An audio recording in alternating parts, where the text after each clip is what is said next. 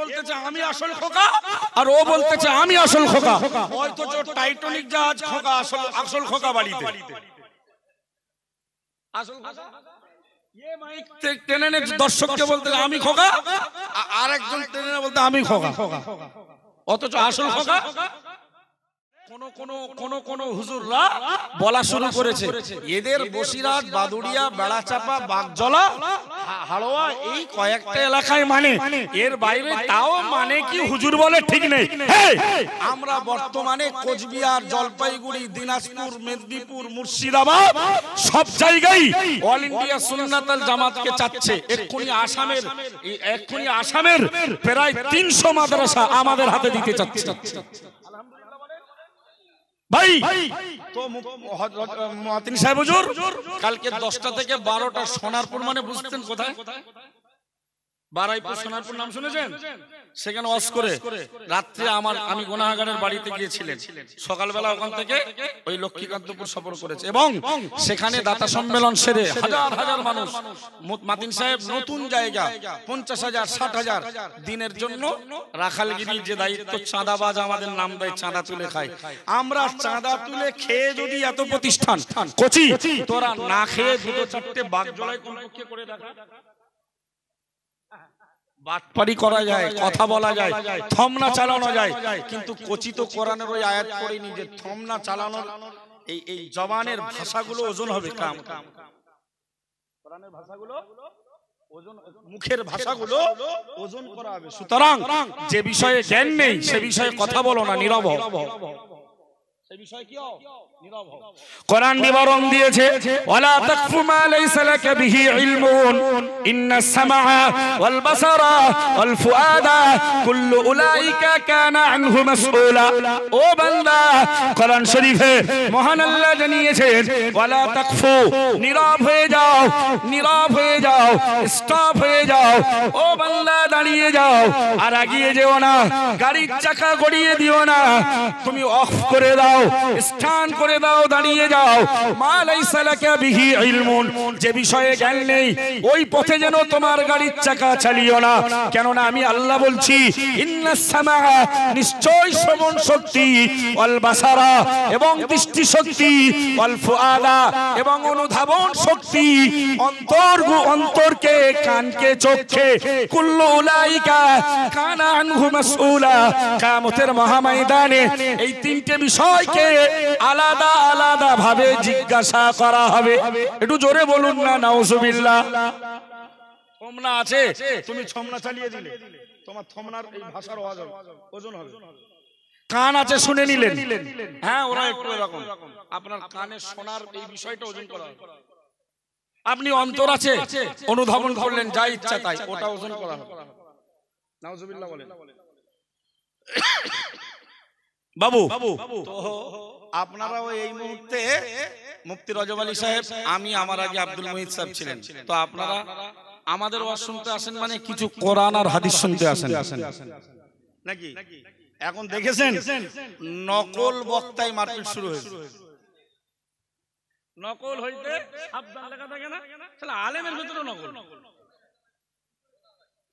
দেশের সব মাল তো ভেজাল, যে দেশের মানচিত্রে আগিয়ে থাকার কথা ভেজালে ভেজালে দেশ পিছিয়ে, সেই দেশে এখন আলেম সমাজেও ভেজাল, আর দুই ভেজালে মারপিট। এ বলতেছে আমি আসল খোকা আর ও বলতেছে আমি আসল খোকা। হয়তো টাইটানিক জাহাজ খোকা, আসল খোকা বাড়িতে। আসল খোকা টেনে দর্শককে বলতে আমি খোকা, আর একজন টেনে বলতে আমি খোকা, অথচ আসল খোকা বাড়ি। কি আশ্চর্য! এই সব একদল, এই যে লড়াই হচ্ছে না, আমাদের সব বিরোধী গোষ্ঠী। থোড়ি তোদের বিরোধী, আমরা কেয়ার করি না, কারণ আমরা আল্লাহর প্রতি ভরসা রেখে ইখলাসের সঙ্গে দ্বীনি প্রতিষ্ঠান চালাই। রাত জেগে জলসা করি, যা দেয় মারে, নজরানা, রাস্তা খরচ, নিজের জীবন চালানো ঢুকিয়ে নিয়ে চলে যায়। ফজরের নামাজটা জামাতে শুধু পড়ি না, পড়াই, আলহামদুলিল্লাহ, ইমামতি করি, এবং সঙ্গে সকাল থেকে জোহর আসর বাদ গিয়ে মাগরিবের সময় উঠে আবার গাড়ি নেবার হয়নি, আবার 8টা থেকে 9টার মধ্যে আমাদের নিজস্ব প্রতিষ্ঠানগুলিতে কোরআন হাদিস আরবিক গ্রামার তাফসীর সাহিত্য ফিকহ আমরা নিজেরা রাখালগিরি করি। একটু জোরে বলা যাবে? আলহামদুলিল্লাহ। আমার হালিমা মাদ্রাসার এই সলকা গ্রামের কবি আব্দুল নঈম সাহেবের নাতি নুরুল হুদার মেয়ে ছিল, নুরুল হুদা ভাইয়ের মেয়ে ছিল, আমাদের কলসুর ফকির পাড়ার একটা মেয়ে ছিল, এবার আবার কলসুর আর মাদ্রা বলে একটা জায়গা আছে, মাদ্রা, ওই দুটো মেয়ে চান্স পেয়েছে, আবার 6এও দুটো, এবং আমাদের কীর্তিপুরের পাশে ওই মগরার পাশে জায়গাটার নাম হলো রাঘবপুর, ওখানকারও দুটো মেয়ে চান্স পেয়েছে। আলহামদুলিল্লাহ বলুন। সুতরাং ওদের কাছ থেকে একটু প্রমাণ নেবেন যে তঙ্গা হুজুর খায়ার ঘুমোয়, অত বড় দেহ, হ্যাঁ ও কি খায়ার ঘুমোয়? থমনাবাজারি না, থমনাবাজারি আমাদের সঙ্গে করলে আমাদের সঙ্গে একটু ঘুরতে হবে। হুজুরের আসল চরিত্র চেনা যাবে যদি হুজুরের সঙ্গে 2-4 দিন ঘোরা যায়। হুজুরের যদি কোনো সফরে থাকা যায়। মাওলানা মরহুম আহসানুল্লাহ সাহেব নাওয়ারাল্লাহু মারকাদাহু, হুজুর কেবলা বলতেন যে আমি হুজুর কেবলার সঙ্গে সফর করেছিলাম, আর সফরেই থেকে বুঝেছিলাম মুফতি সাহেব কোন চরিত্রের লোক। একটু জোরে বলুন, আর একটু জোরে বলবেন না? আল্লাহ ভাই মরহুম মাওলানা মুহতারাম আহসানুল্লাহ সাহেব ভাইজানের কবরটা আল্লাহ নূর দিয়ে ভরপুর করে দিন। জোরে বলুন আমিন। আবার একটা ঘটনা দেখেছি, আরেকটা বিরোধ করে করে বেরাচ্ছিল বাটপার, শাহ মুফতি সাহেব কদিন আগে ক্ষমা চেয়েছে। এই যে ক্ষমা কেরাম জানিস কিসের কিসের তওবা বলে, একটা শিয়ালের তওবা। কিসের? শিয়াল যত তওবা করুক ডোব যদি খোলা থাকে, শিয়াল যত তওবা করুক ডোব যদি কমালে রক্ষা করা যাবে। গু খাওয়া গরু সুযোগ পেলেই, মুখ উন্মোচন হলেই,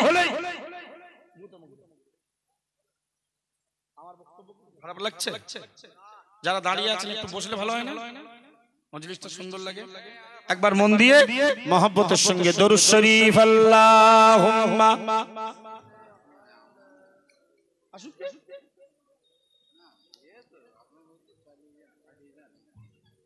এই জঙ্গলপুরে এটা নিয়ে আমার 3-4 বার হচ্ছে। আগের বারে আরেকটা এসেছিলাম এরকম পৌষ মাসে, আমি আব্দুল মহিদ ভাই ছিলাম এই জায়গাটায়। জায়গাটা চিনতে পারছি না, চেঞ্জ হয়েছে না? সেই ওই দিনে সেই সেই গুচাটা পীরের একটা পীর আর মুরিদের সেদিন এক্সাম্পল দিলাম, মনে আছে কারো? ভণ্ড পীরের যদি কেউ মুরিদ হয় তাহলে তার একটা এক্সাম্পল মনে আছে কারোর? মনে আছে? আসলে ফেমাস বক্তা নয় তো, শ্রোতা তো সব একই নয়। যেন আমার রজব আলী হুজুর উঠলে লোকজন একটা থাকে না, থাকে না, কারণ তার তো 1-8 বছর জলসা করছেন, আল্লাহ শুকর। সে তো বাংলার মাটিতে কম বেশি 20 বছর জলসা। মুফতি সাহেব ব্যাপারটা তো আলাদা, মাতিন সাহেব ব্যাপারটা তো আলাদা। আমি গুনাহগার, বাড়ি একদিকে, থাকি আর একদিকে। তো আল্লাহ শুকর অল্প দিনে হুজুর কিবলাদের দোয়া আর তাদের সহযোগিতা, তাদের স্নেহ ভালোবাসা আল্লাহ বাংলায় যথেষ্ট আব্দুল রাকিবকে প্রতিষ্ঠা করেছে। শুকরিয়া স্বরূপ আলহামদুলিল্লাহ হামদান কাসীরান তাইয়িবান মুবারাকান ফি। জোরে বলুন সুবহানাল্লাহ। মানুষ মানুষের কৃতজ্ঞতা আদায় করতে হয়, মানুষ মানুষের কৃতজ্ঞতা আদায় করতে হয়। বাবু তো ভণ্ড পীরের কথা আজকে আবার জঙ্গলপুরে বলে যায়। এখন মহামান্য মুফতি সাহেব হুজুরকে মহামান্য বলা যাবে না, সে বিরোধ করে এই সেই হাবি জাবি, তার মুখে যা আসে হুজুর কিবলার নামে বলে না। মহামতব্বর শুধু নয়, আরো বড় বড় কথা বলে। শয়তান ইবলিস থেকে শুরু করে আরো অনেক বড় কথা বলে। আল্লাহর প্রতি বিচারটা আমরা দিয়েছি, বিচার আল্লাহ করবে। শুনুন ভাই, তো সে আবার সমাজে যারা পীর আল্লামা লিখে দিচ্ছে অথচ তার কোনো গন্ধ ভিতরে নেই।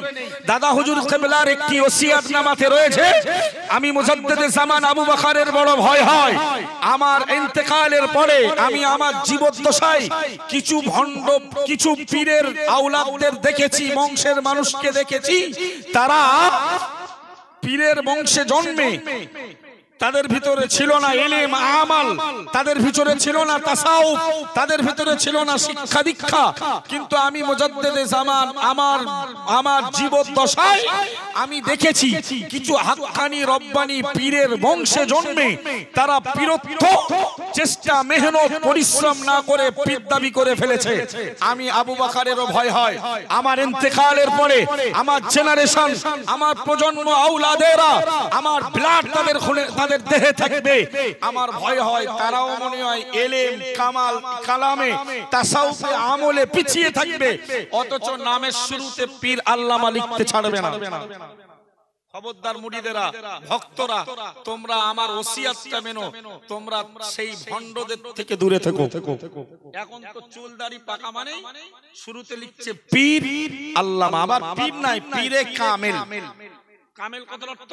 কামালা ইয়াকমিলু কামলান ফাহুয়া কামিলুন ওয়া কুমিলা ইকমালু কামলান ফাহুয়া মাকমুলুন। আল আমরু মিনহু ইকমাল আন-নাহি আনহু লা তাকমাল। আয-যারফু মিনহু মাকমালুন ওয়াল আলাতু মিনহু মিকমালুন মিকমালাতুন মিকমালুন ওয়া তাসনিয়াতুহুমা মাকমিলানে মিকমালানে মিকমালাতানে মিকমালানে ওয়াল জামু মিনহুমা মাকামিলু মাকামিলু মাকামিলু। আফআলুত তাবদিল আকমালু ওয়াল মুআন্নাসু মিনহু কুমলা ওয়া তাসনিয়াতুহুমা আকমালানে কুমলায়ানে ওয়াল জামু মিনহুমা আকমালুনা আকামিলু কুমালুন কুমলায়াতু। আল কামালাতু একটি শব্দ আরবি, আল কামালাতু একটি আরবি শব্দ যার শাব্দিক অর্থ হলো পূর্ণতা লাভ করা। পূর্ণতা লাভ করা, ওই একটা শব্দ থেকে গ্রামারে এতটা শব্দ আসে।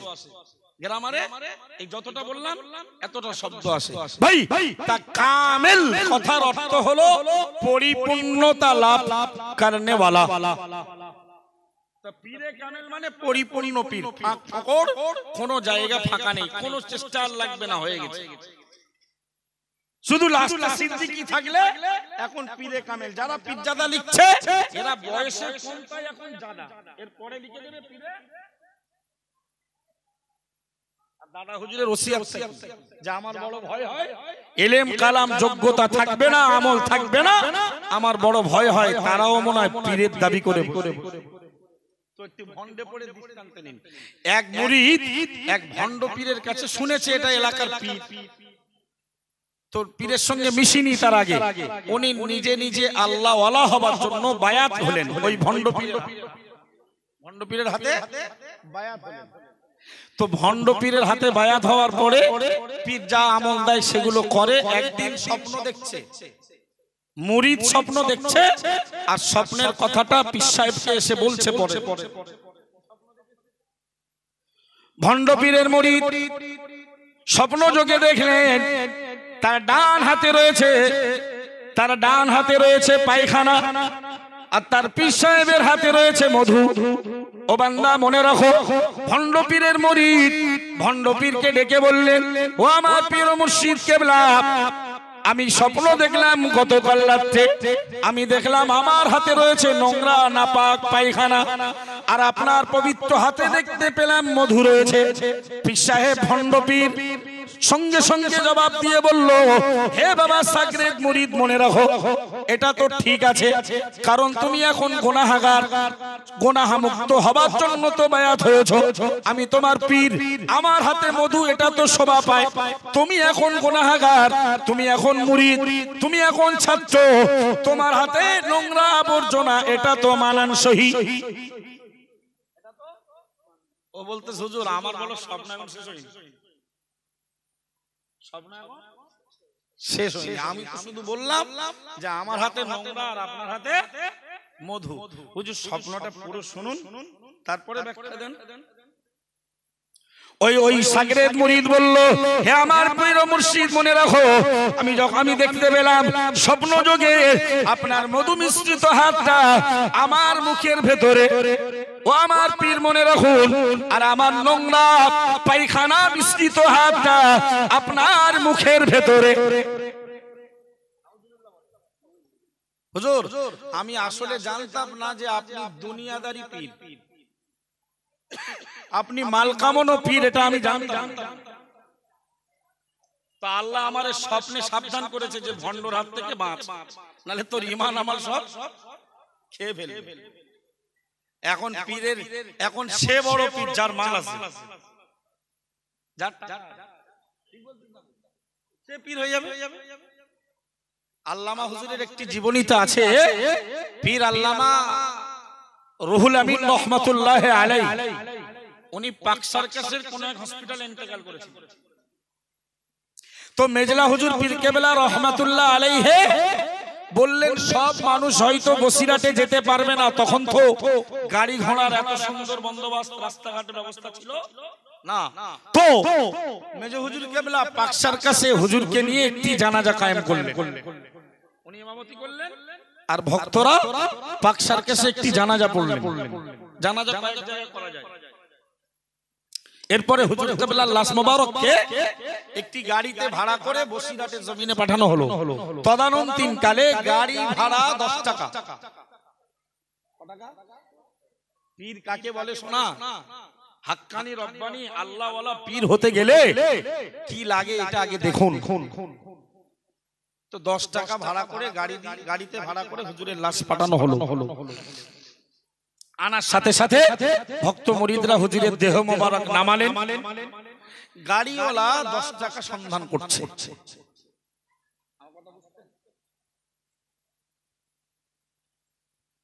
ওগো আল্লাহর বান্দা, মনে রাখো, বসিরহাটের জমিনের উজ্জ্বল তারকা না না না না না মুজাদ্দিদুজ জামান দাদা পীর কেবলা রাহমাতুল্লাহ আলাইহির চরিত্রে চরিত্রবান, আল্লাহ দাদা হুজুর পীর কেবলার আদর্শে আদর্শিত না না না প্রধানতম খলিফা আল্লামা হিন্দ আল্লামা রুহুল আমিন রাহমাতুল্লাহ আলাইহি তার লাশ মোবারকটা নামানোর পরে ভক্ত মুরিদের দলেরা না না না পীর আম্মার বাড়িতে হাজির হলেন। ওগো আম্মা জি, হুজুর কেবলা তার দেহ মোবারক নিয়ে আসা হয়েছে।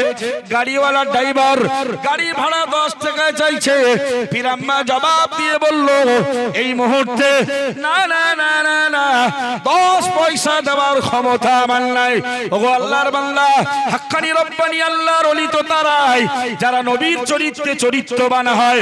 প্যারা নবী মুহাম্মদুর রাসূলুল্লাহ সাল্লাল্লাহু আলাইহি ওয়াসাল্লাম তিনি আল্লাহর কাছে দোয়া চেয়ে বলতেন, আল্লাহুম্মা আহইনি মিসকিনা ওয়া আমিতনি মিসকিনা ওয়াহশুরনি ফি সামারাতিল মাসাকিন আও কামা ক্বালা আলাইহিস সালাম। প্যারা নবী মুহাম্মদুর রাসূলুল্লাহ সাল্লাল্লাহু আলাইহি ওয়াসাল্লাম আল্লাহকে ডেকে বলতেন, ও রব্বুল আলামিন আল্লাহ, আমি আপনার হাবিব নবী মুহাম্মদুর রাসূলুল্লাহ সাল্লাল্লাহু আলাইহি ওয়াসাল্লামকে যতদিন বাঁচিয়ে রাখবেন, মিসকিন গরীব অবস্থায় বাঁচিয়ে রাখবেন। একটু জোরে বলুন না সুবহানাল্লাহ, আরো জোরে বলুন সুবহানাল্লাহ। আবার নবী বললেন, ওয়া আমিতনি মিসকিনা, ও রব্বুল আলামিন আল্লাহ, আমি নবী মুহাম্মদুর রাসূলুল্লাহ সাল্লাল্লাহু আলাইহি ওয়াসাল্লামকে যতদিন আপনি বাঁচিয়ে রাখবেন, মিসকিন অবস্থায় বাঁচিয়ে রাখবেন। আমি নবী মুহাম্মদকে আল্লাহ যখন আপনি মৃত্যু দেবেন, আল্লাহ আমাকে গরীব মিসকিন দুস্থ অসহায় অবস্থায় মৃত্যু দেবেন। একটু জোরে বলুন সুবহানাল্লাহ। প্যারা নবী মুহাম্মদুর রাসূলুল্লাহ সাল্লাল্লাহু আলাইহি ওয়াসাল্লাম আবার আল্লাহকে ডেকে বললেন, ও রব্বুল আলামিন আল্লাহ, ওয়াহশুরনি ফি সামারাতিল মাসাকিন। কিয়ামতের মহাময়দানে আল্লাহ যেদিন মুহাম্মদকে কবর থেকে তুলবেন, আমি নবী মুহাম্মদুর রাসূলুল্লাহ সাল্লাল্লাহু আলাইহি ওয়াসাল্লাম আমার মনের চাহিদা হলো, আল্লাহ তাআলা আমাকে মিসকিন গরীব দুস্থদের দলেই তুলবেন। জোরে বলুন, আরো জোরে বলুন না সুবহানাল্লাহ। নারী থাকবে, আল্লাহ মিসকিন অবস্থায় বাঁচাবেন, মিসকিন অবস্থায় মারবেন। যেদিন উঠবো সেদিন মিসকিনদের দলে উঠবো। তুমি সেই নবীর চরিত্রে বড় পীর হয়েছো, তোমার এত সবকিছু কেন? তোমার এত মালের টান কেন? তুমি থুতু দিয়ে মাল গুনে নাও, অথচ জাতিকে ওয়াজ করো অল্প সন্তুষ্ট হও, এতে আল্লাহ সন্তুষ্ট হয়। তোমার 15,000 ভিজিট 10,000 দিলে ছুড়ে ফেলো কেন? লজ্জাও লাগে না? আবার তোমার চুল পাকা দাড়ি পাকা, বাংলা জুড়ে হাজার হাজার স্টেজে জলসা করেছেন, হাজার হাজার ভক্ত বানিয়েছেন, পীরে কামেল শুরুতে লেখেন, বুড়ো হয়ে গেলেন, মরতে বসেছেন, এখনো মালের কামড়, এখনো কম দিলে ছুঁড়ে ফেলে দাও। তোমার চরিত্রে আমরা থুতু দেই। তোমার চরিত্রে থুতু দেই, তুমি যত কণ্ঠ হলা আর পশ্চিম বাংলার যত বড় স্টেজের তুমি বক্তা হও না কেন, তোমার চরিত্র যদি টাকা থেকে না মুখ ফেরায়। আবার ভণ্ডগুলো বলে কি গো, বলে এরা শুধু 16 নম্বর ওসিয়াতটা পেয়েছে, তুই শুধু ওইটা নে না, তোর আর নিতে হবে না, তোর আর নিতে হবে না, তুই শুধু ওইটা নিয়ে চল, তোর সঙ্গে আমার সব আপোষ হয়ে যাবে, বিরোধ থাকবে না। আল্লামা হুজুর যেখানে যেখানে টুকটাক টাকা পয়সা রাখতেন, ভক্ত মুরিদরা হাঁচা মেরে মেরে খুঁজতেছে, হাতা মারছে, এক পয়সাও মেলে না। একটু জোরে বলা যায় না? ক টাকা ভাড়া মাত্র? ইস, আচ্ছা যারা এখনো 2 টাকা কম দিলে, 10 টাকা 500 টাকা কম দিলে টাকা নেয় না, এদের ওয়াজ করার অধিকার আছে? এই কথাটা আমরা মাইকে বললে খুব খারাপ।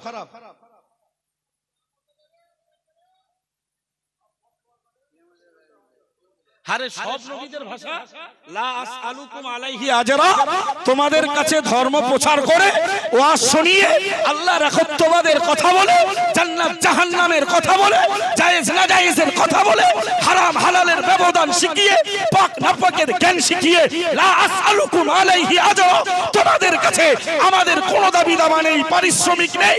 ইন আজরিয়া, আমাদের পারিশ্রমিক, আমাদের দাবি দাবা ইল্লা আলাল্লাহি রাব্বিল আলামিন, বিশ্ব জগতের পালন কর্তা শুধু আল্লাহর নিকটেই রয়েছে আমাদের দাবি। আরে জোরে বলা যায় না?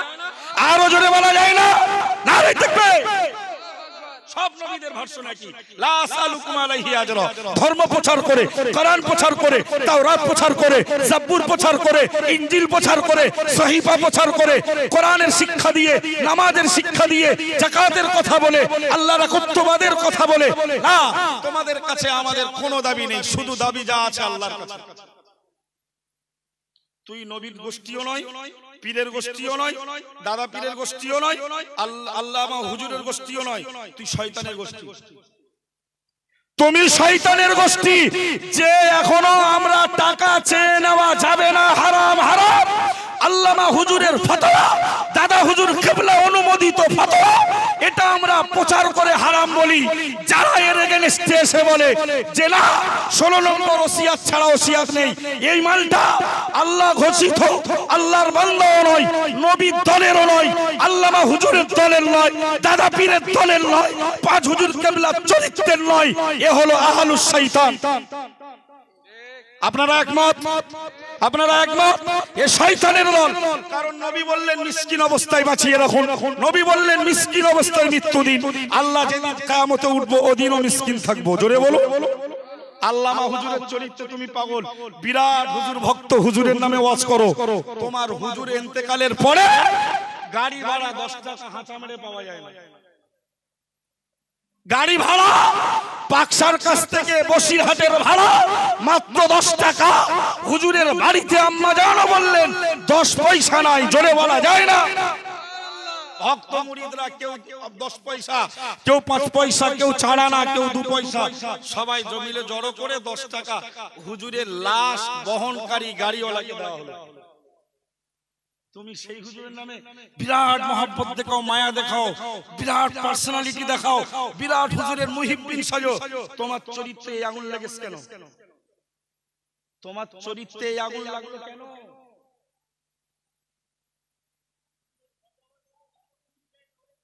জলসা কমিটি দেয়, জলসা কমিটির খোঁজ নেতা করতে কি জ্বালা লাগে। আল্লাহু আকবার। ও ভাই, বসিরহাট আল্লামা হুজুর 1.5 মাস 2 মাস একবার বাংলাদেশ ছিলেন, তো জলসা করে 1.5-2 মাস পরে ফিরেছে। তো পীর আম্মা জান ওনার কাছে টাকা পয়সা চাইলেন, তো বললো শোনো আব্দুল মাজেদের আম্মা 1 পয়সা আমার কাছে নেই। সুবহানাল্লাহ বলুন। তো পীর আম্মা না একটু মনক্ষুণ্ণ হওয়ারই কথা। কি বলুন? যে আপনি 1.5-2 মাস বাইরে ছিলেন, সংসারটা চললো, আবার এখন 1.5-2 মাস পরে ফিরে যদি বলেন 1 পয়সা নেই, সংসারটা কি করে? আমার কথা বুঝতে আল্লাহর ওলি বাংলা আল্লাহ পাকের নবীর আদর্শে আদর্শিত হযরত মুজাদ্দিদুস জামান কুতুবুল আলম আমিরুশ শরিয়াত আলা হযরত দাদা পীর কেবলা রাহমাতুল্লাহ আলাইহির প্রকৃত আদর্শে আদর্শিত আল্লামা রুহুল আমিন রাহমাতুল্লাহ আলাইহি বসিরহাটের এলাকার মানুষের ঈমানি সম্পদ হুজুর কেবলা বললেন, ওগো আব্দুল মাজিদের আম্মা, অনেক টাকা রোজগার করেছিলাম, কিন্তু আসার পথে না না না না না বই বান্ডিংয়ের জন্য কিছু টাকা দিলাম, বইয়ের পেজ কেনার জন্য, বাংলার ইমানি জাতি বাঁচানোর জন্য বই লিখতে হয় আমার। ও আব্দুল মাজিদের আম্মা, আমি রুহুল আমিন বাংলার মানুষের ইমান বাঁচানোর জন্য, শিরক কুফর থেকে বেদাত থেকে বাঁচানোর জন্য অনেক বই পুস্তক আমাকে রচনা করতে হয়। বাংলাদেশ থেকে অনেকটা টাকার বান্ডিল নিয়ে ফিরেছিলাম, রাস্তায় আস্তে আস্তে বই বানানোর জন্য, বই রচনার জন্য লেখককে, রাইটারকে, না না না বই বান্ডিং ওয়ালাদেরকে, শ্রমিকদের টাকা দিতে দিতে বইয়ের পেছনে আমি আল্লামা রুহুল আমিনের সব টাকা পয়সা খরচ হয়ে গেছে। একটু জোরে বলুন না সুবহানাল্লাহ। ওগো আব্দুল মাজিদের আম্মা, আমি মুজাদ্দিদুস জামান কুতুবুল আলম আমিরুশ শরিয়াত আলা হযরত দাদা পীর কেবলা রাহমাতুল্লাহ আলাইহির আদর্শে আদর্শিত, আমি তার চরিত্রে চরিত্রবান। টাকা টাকা টাকা টাকা করবে না ও আব্দুল মাজিদের আম্মা, আমি রুহুল আমিন যদি মনে করতাম আল্লাহ আমাকে এত টাকা দিয়েছিল, আল্লাহ আমার এত টাকার মালিক বানিয়েছিল, আমি রুহুল আমিন যদি মনে করতাম বসিরহাটের টাউনটা আমি রুহুল আমিন কিনে নিতে পারতাম। জোরে বলুন, আরো জোরে বলুন না সুবহানাল্লাহ। ও আব্দুল মাজিদের আম্মা, আমি দাদা পীর কেবলার চরিত্রকে সঙ্গে নিয়ে ঘুরি। না না না, আমার দাদা হুজুর পীর কেবলা রাহমাতুল্লাহ আলাইহি তিনি দুনিয়ায় সুখ শান্তি ভোগ বিলাসিতা করতে আসেননি, আমি তার চরিত্রে চরিত্রবান। আমি আল্লামা রুহুল আমিন যদি মনে করতাম বসিরহাটের শহরটা রুহুল আমিনের নামে আমি কিনে নিতে পারতাম। একটু জোরে বলুন সুবহানাল্লাহ। কিন্তু না না না, বাংলার দিন ভোলা মানুষের জন্য, বাংলার ইসলাম থেকে পিছিয়ে পড়া ইমানদারদের ইমান বাঁচানোর জন্য বই পুস্তক লিখে লিখে আমি রুহুল আমিনের উপার্জিত হালাল টাকা সব দিনের পথেই ব্যয় হয়ে গিয়েছে। আর এখন হুজুরদের আদর্শ, এখন হুজুরদের আদর্শ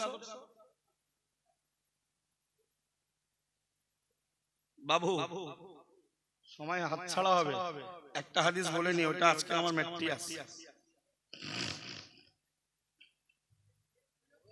খুব মন দিয়ে একটা হাদিস শোনেন, যদি সময় আর একটা শোনাবো লম্বা হাদিস। হাদিসটা আবু মুসা আল আশআরি, বিখ্যাত সাহাবী আবু মুসা আল আশআরি, বিখ্যাত সাহাবী, ওনার থেকে বর্ণিত।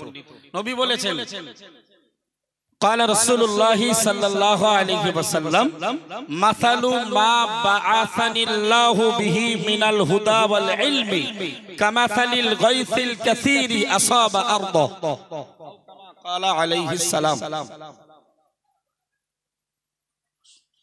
খুব মন দিয়ে আমার এই হাদিস শেষ হলে আপনাদের খিদা মেটানো হুজুর মুফতি রজব আলী সাহেব তিনি স্টেজ ধারণ করবেন ইনশাআল্লাহ।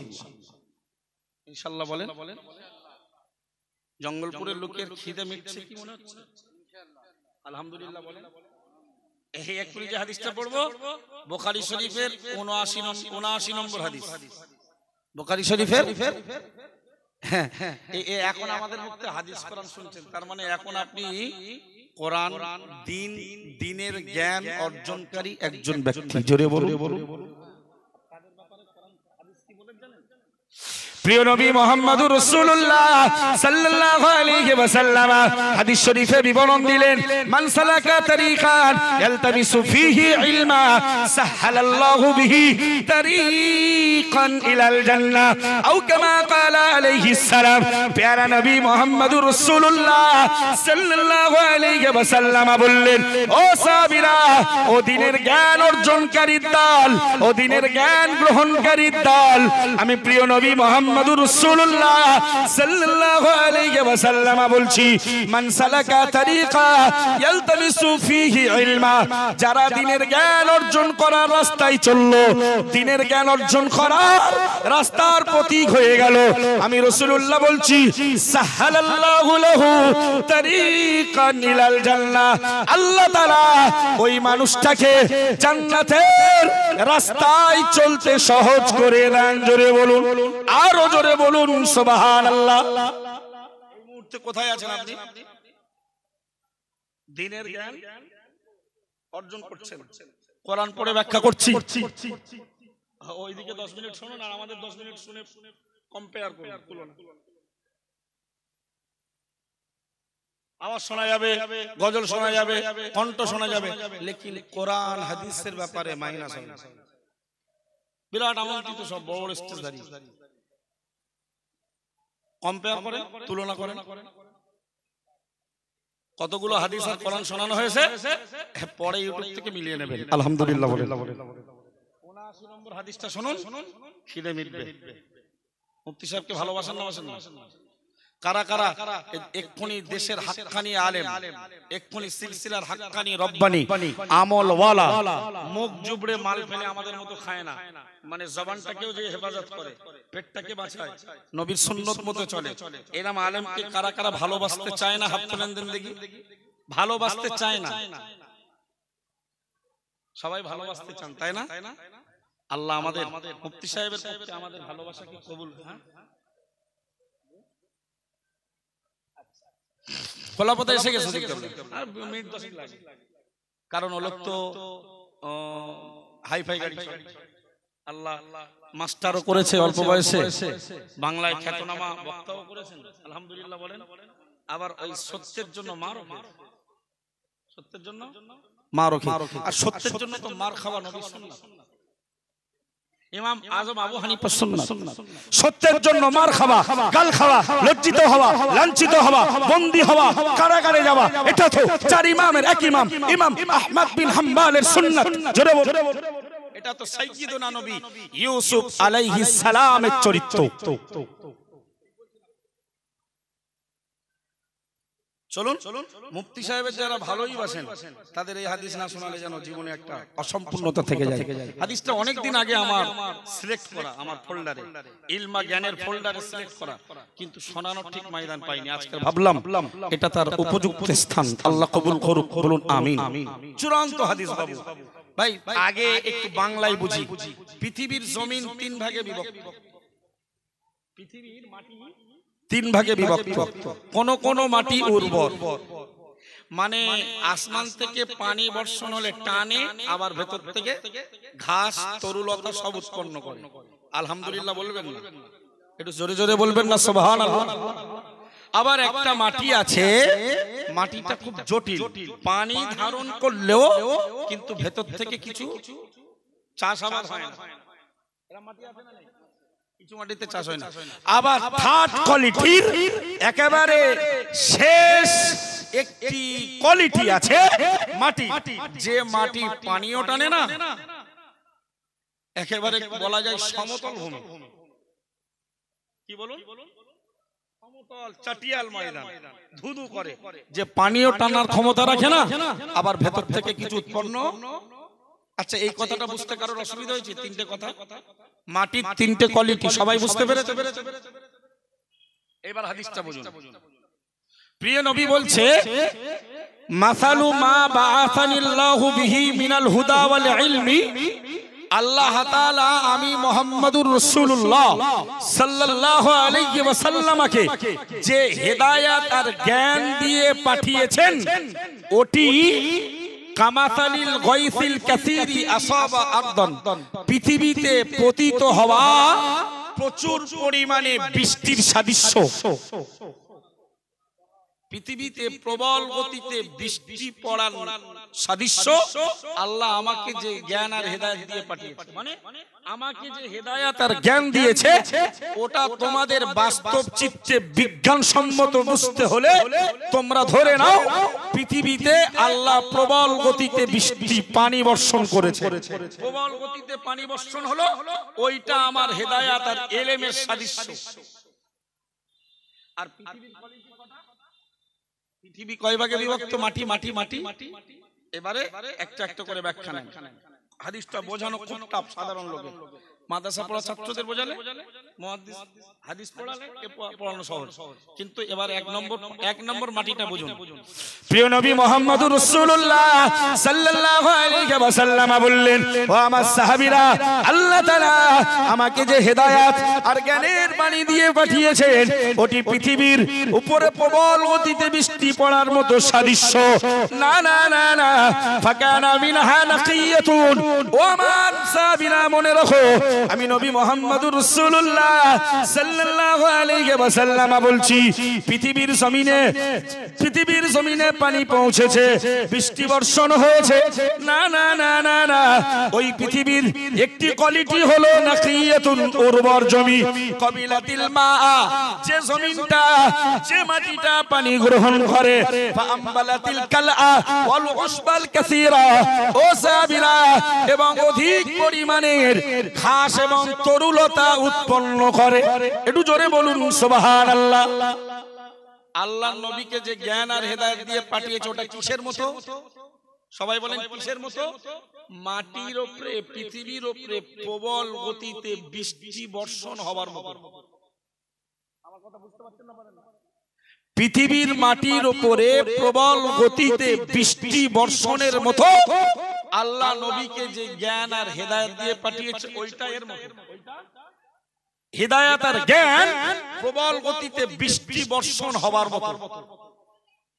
এখন আল্লাহ নবী বললেন মাটির প্রথম কোয়ালিটি উর্বর।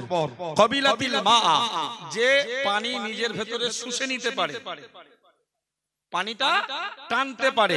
ফাআমবাতাতিল কালআ, এবং ঘাস উৎপন্ন করে। ওয়াল উশবাল কাসীরা, এবং প্রচুর পরিমাণে তরুলতা উৎপন্ন করে। সুবহানাল্লাহ। দ্বিতীয় কোয়ালিটি হাদিসের ভাষায় শুনুন। প্রিয় নবী বললেন, ও আমার সাহাবীরা, মনে রাখো, ওয়াকানাত মিনহা আজাদিবু আমসাকাতিল মা ফানাফা আল্লাহু বিহান নাসা ফাশারিবু ওয়া সাকাউ ওয়া সারাউ ওয়া সাবাত মিনহা তাইফাতুন উখরা। ও আল্লাহর বান্দা, মনে রাখো, প্রিয় নবী মুহাম্মদুর রাসূলুল্লাহ সাল্লাল্লাহু আলাইহি ওয়াসাল্লাম বললেন, আল্লাহ পাকের নবী আমি মুহাম্মদকে আল্লাহ যে জ্ঞান আর হেদায়েত দিয়ে পাঠিয়েছে তা তো পৃথিবীর মাটির উপরে প্রচুর পরিমাণে বৃষ্টি হওয়ার মতো। ওই বৃষ্টি মিশ্রিত মাটির একটি কোয়ালিটি উর্বর, যে পানি ধারণ করে এবং পানি ধারণ করার পরে ভেতর থেকে গাছপালা, ঘাস, তৃণলতা উৎপন্ন করে।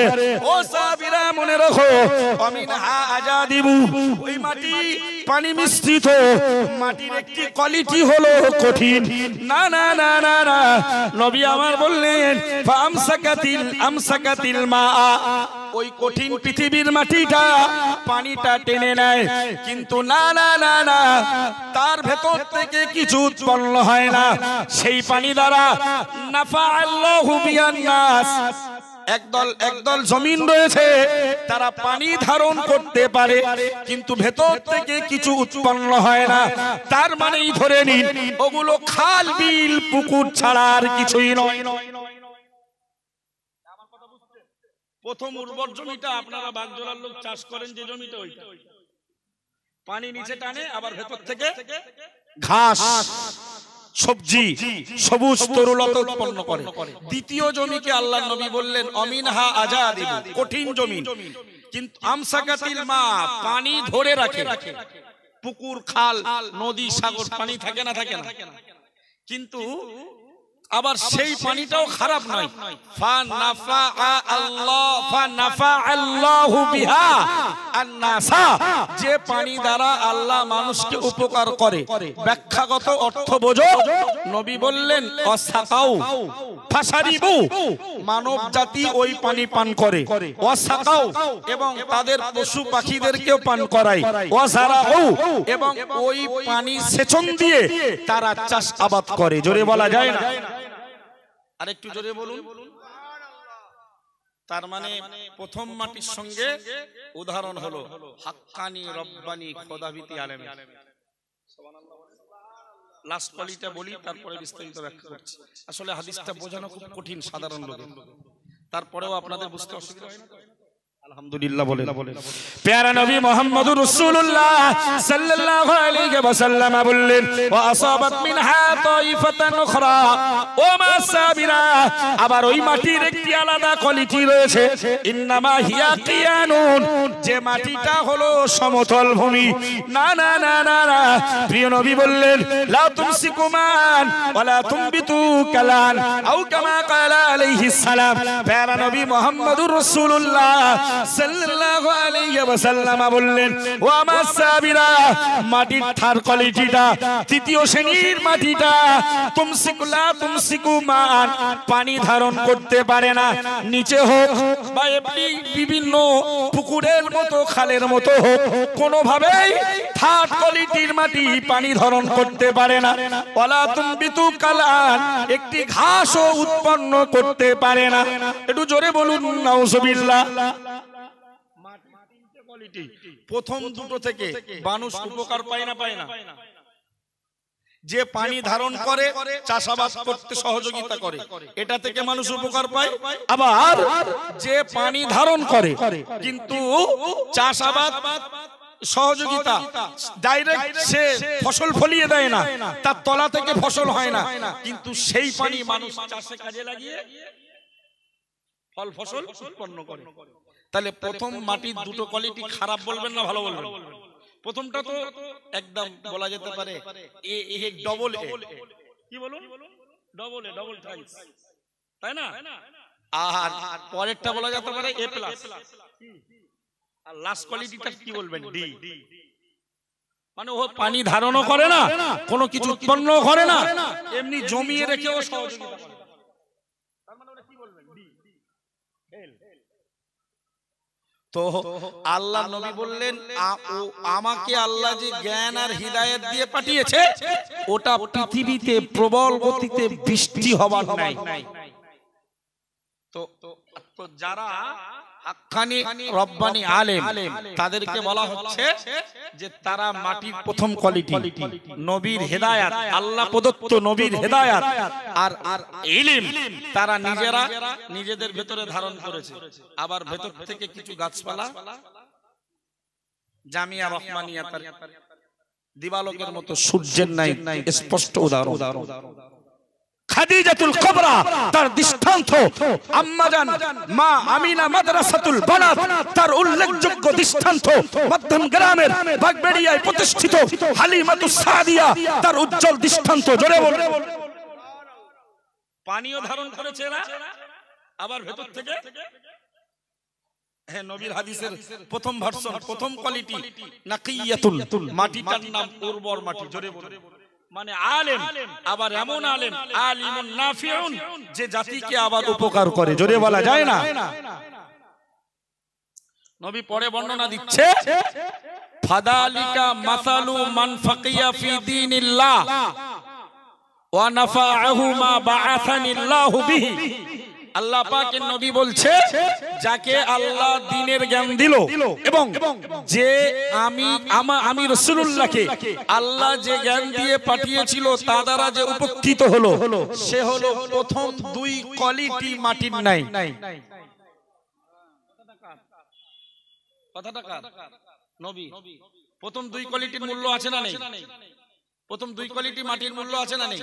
নবী বলছে যারা দ্বীনের জ্ঞান অর্জন করলো এবং আমাকে আল্লাহ যে জ্ঞান এবং হেদায়েত দিয়ে পাঠিয়েছে, সেই জ্ঞান দ্বারা যে আলেমরা উপকৃত হলো, জাতিকে উপকার করলো, তাদের দৃষ্টান্ত উপরের দুটি মাটির কোয়ালিটির মতো। জোরে বলুন।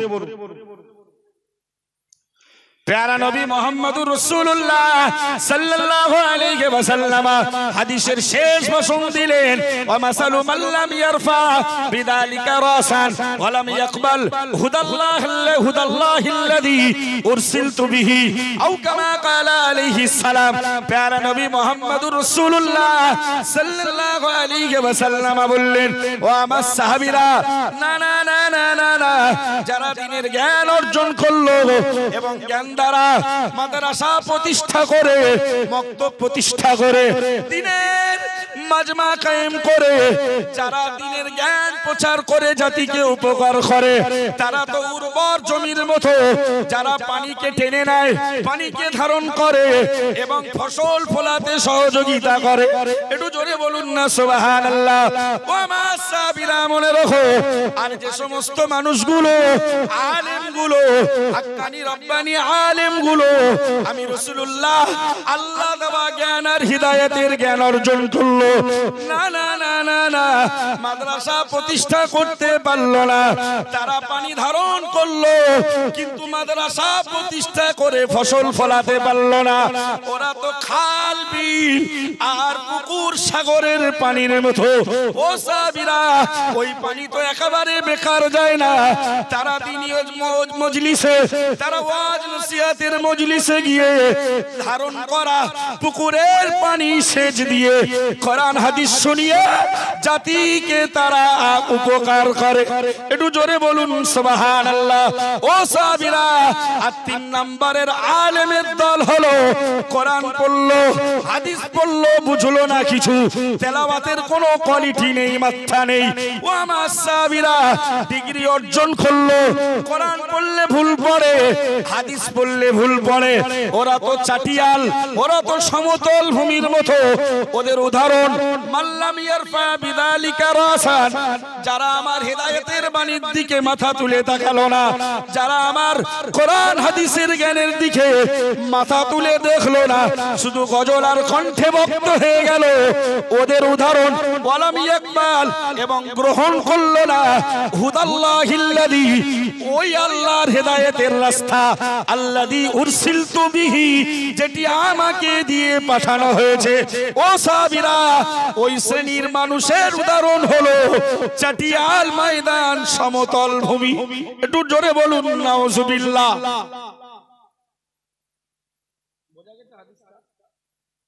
যারা যোগ্য আলেম, হাক্কানি রব্বানি আলেম, মানে রাসূলের জ্ঞান আর হিদায়াত আল্লাহ যেটা দিয়েছে, ওটা বৃষ্টির নাই। কিসের নাই?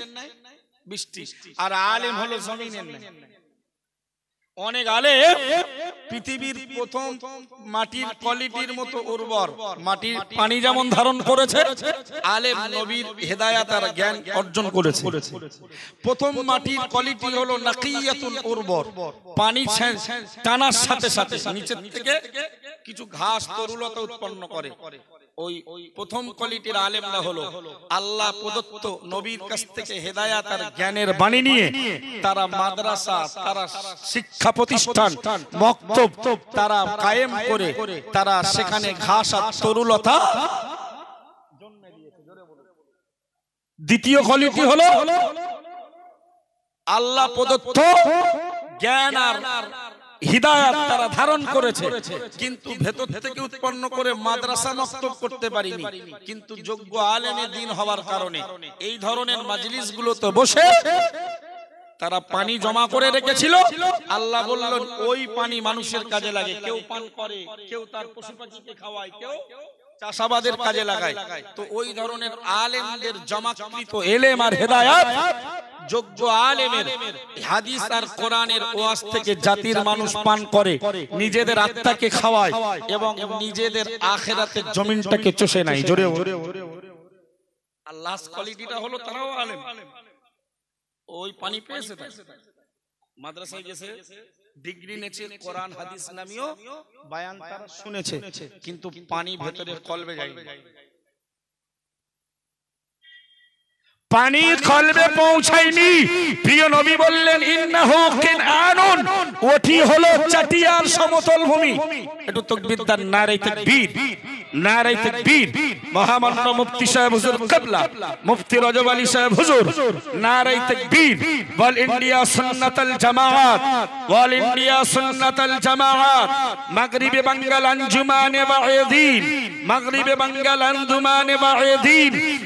নারে তাকবীর। বাবু বাবু থার্ড কোয়ালিটির মাটি আল্লাহর নবী বললেন লা তুমসিকু মাআ ওয়ালা তুমবিতু কালআ, পানিও ধারণ করে না, ঘাস উৎপন্ন করার ক্ষমতাও থাকে না।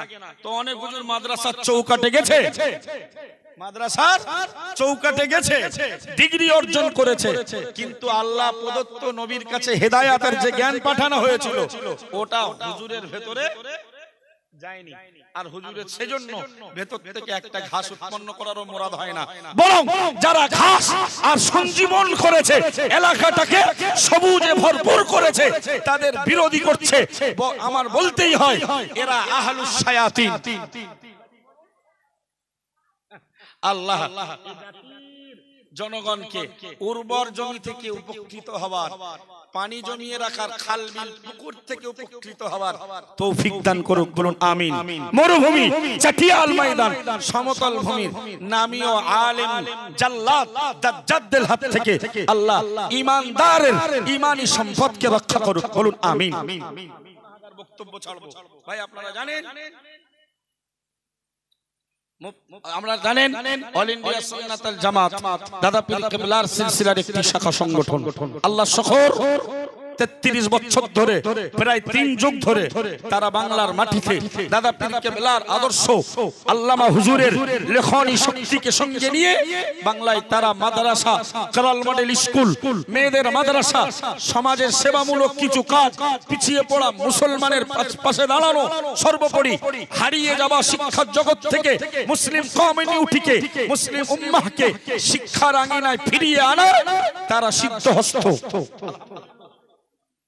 চলছে জামিয়া রহমানিয়ার মতো একটি ভার্সিটি লেভেলের, যেখানে হাফেজ কারি, মাওলানা মুফতি, তাফসীরের উপরে স্পেশাল একটি বিভাগ, হাদিসের উপরে আলাদা একটি বিভাগ, আরবি সাহিত্যের অনার্সের একটি আলাদা বিভাগ, আগামী দিনে সেখান থেকে তাসাউফের একটি আলাদা ডিপার্টমেন্ট এবং ইসলামিক হিস্ট্রির উপরে আলাদা একটি ডিপার্টমেন্ট খোলার হুজুরের পরিকল্পনা আছে।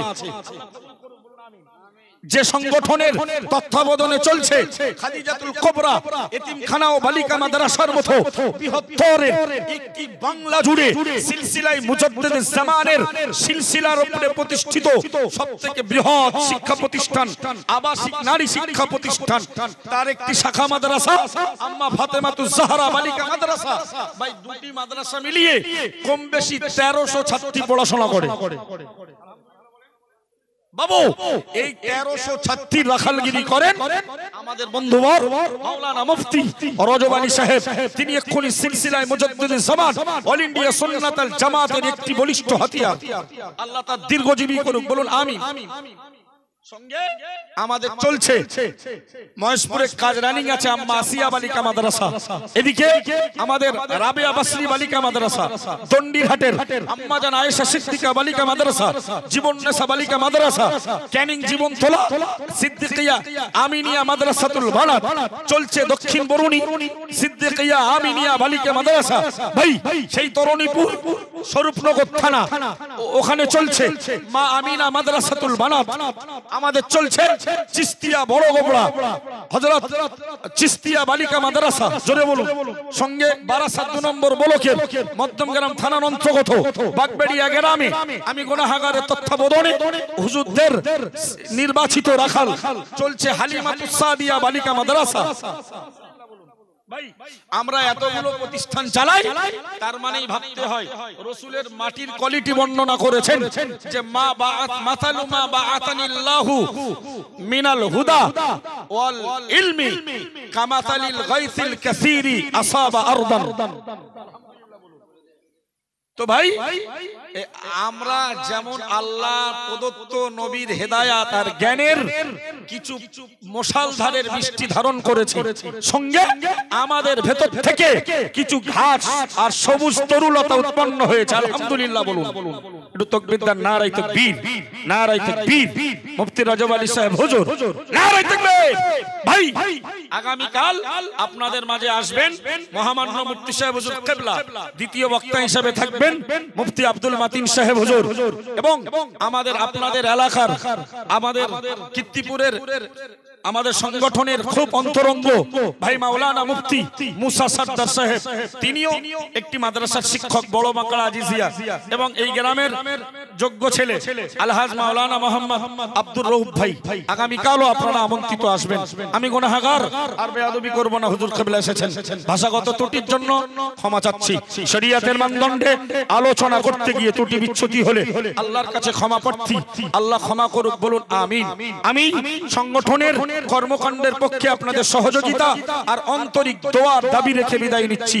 আমা তাওফীকি ইল্লা বিল্লাহ ওয়া আখিরু দাওয়ানা আনিল হামদুলিল্লাহি রাব্বিল আলামিন। উচ্চ কণ্ঠে দরুদ শরীফ, আল্লাহুম্মা সাল্লি আলা